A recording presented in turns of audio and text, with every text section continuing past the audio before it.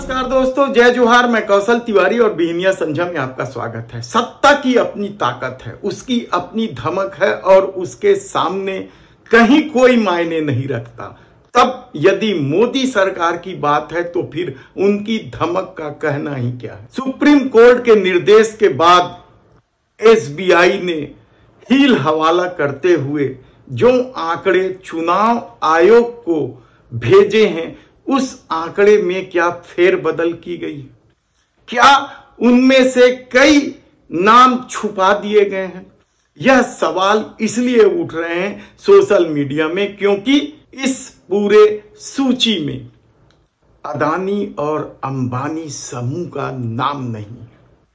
लेकिन इसके बाद भी भारतीय जनता पार्टी को मिले चुनावी बांड आश्चर्यजनक रूप से सामने आया है कि किस तरीके से रंगदारी का भी मामला है या डराने धमकाने का भी मामला है। दरअसल मोदी सरकार की या देश के प्रधानमंत्री की ईमानदारी की जो छवि गढ़ी गई थी और तर्क दिया गया था कि उनके आगे पीछे कोई खाने वाला नहीं है, इसलिए वे ईमानदार हैं। हालांकि लोगों ने तब भी कहा था कि गब्बर सिंह की कौन सी शादी हुई थी, कौन सी बीवी बच्चे थे। लेकिन ये दौर मोदी की गारंटी का दौर है, यानी मोदी ने जो कह दिया वही पूरा होगा। यह परसेप्शन गढ़ा गया। ये अलग बात है कि देश के प्रधानमंत्री नरेंद्र मोदी की छवि को लेकर आरएसएस भी आश्वस्त नहीं है और उन्होंने अपने मुखपत्र में साफ कह दिया था कि देश के प्रधानमंत्री नरेंद्र मोदी की छवि के भरोसे चुनाव नहीं जीता जा सकता। तब सवाल सुप्रीम कोर्ट के आदेश के बाद इलेक्ट्रल बॉन्ड खरीदने वाले लोगों की सूची और उस इलेक्ट्रल बॉन्ड के जरिए पैसे कमाने वाले राजनीतिक दलों की सूची का क्या मतलब है? क्योंकि परसेप्शन तो यह बना ही दिया गया है कि मोदी ईमानदार है। हालांकि कैग की रिपोर्ट ने सब कुछ खोल दिया था कि किस तरीके से मोदी सत्ता के रहते 250 करोड़ रुपए में 1 किलोमीटर सड़क बना था। एक एक आधार कार्ड वाले नंबर से लाखों लोगों का इलाज किया गया था और उन लोगों का भी इलाज कर दिया गया था जो कभी बीमार नहीं हुए। लेकिन ईमानदारी की छवि है। तब इलेक्ट्रल बॉन्ड को लेकर यदि सवाल उठ रहे हैं कि डाटा में गड़बड़ी की गई है, नाम छुपा दिया गया है, तो क्या इस पर यकीन किया जाना चाहिए? सवाल इसलिए उठ रहे हैं क्योंकि जो चुनावी बॉन्ड के आंकड़े सामने आए हैं वह बेहद ही चौंकाने वाला है। हम विस्तार से आपको एक एक खबर और एक एक नाम, सूची के एक एक व्यक्ति और उनकी करतूतों को आपके सामने उजागर करेंगे। लेकिन आज कुछ नामों का जिक्र करना जरूरी है। वे टॉप 30 उद्योगपति या कंपनियां कौन हैं जिन लोगों ने इलेक्ट्रल बॉन्ड खरीदे और जिसका ज्यादातर फायदा भारतीय जनता पार्टी को मिला है। आप कह सकते हैं कि भारतीय जनता पार्टी ने जो भव्य कार्यालय बनाए हैं देश के कई जिलों में, 200 से अधिक जिलों में, उन कार्यालयों में यही पैसा लगा है। पैसा ऐसा खाया जाए वैसा खाया जाए, पैसा तो खाया गया है। पैसा कैसे भी वसूला गया हो, पैसा तो वसूला गया है।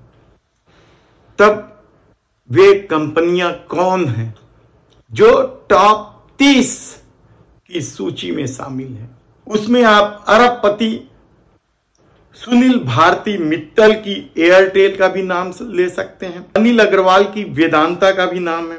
आईटीसी महिंद्रा एंड महिंद्रा से लेकर कम प्रसिद्ध फ्यूचर गेमिंग और होटल सर्विसेज के अलावा मेगा इलेक्ट्रिकल्स, हब इलेक्ट्रॉनिक, यानी आप जब फेरिस्त देखेंगे तो चौंक जाएंगे कि इन सूची में टॉप 30 की सूची में अडानी और अंबानी की कंपनियां कहां गायब हो गई हैं।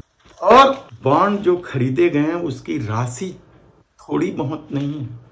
वेदांता ने भी 390 करोड़ रुपए के बॉन्ड खरीदे। सुनील मित्तल की कंपनियां 246 करोड़ रुपए की बॉन्ड खरीदी है।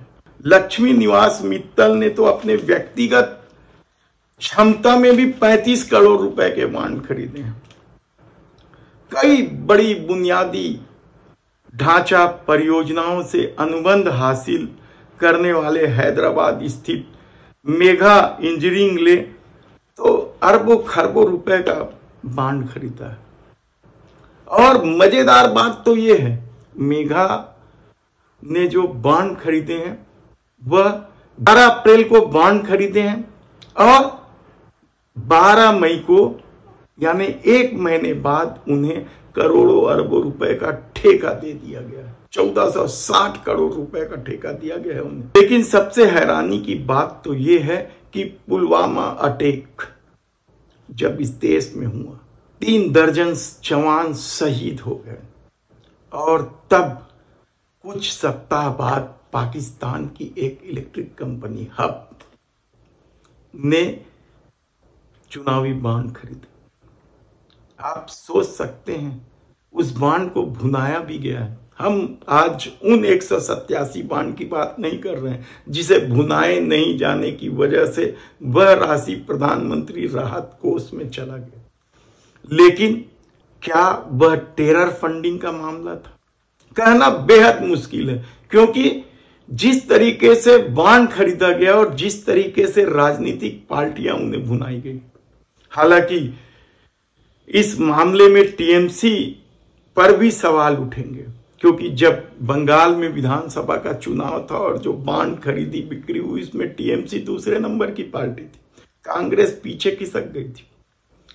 यानी किस तरीके का दौर चल रहा है, ये किस तरीके का खेल खेला गया है, किस तरीके से पैसा लेकर सरकारी ठेका दिया गया है, किस तरीके से डरा धमका कर पैसा वसूला गया है। सब कुछ तो इस दौर में सबके सामने है। और जब 2024 का चुनाव है तब इस मामले को लेकर कांग्रेस हमलावर है। कांग्रेस ही नहीं, तमाम दल हमलावर है कि कैसे इन लोगों से पैसा लिया गया और कैसे ठेका दिया गया।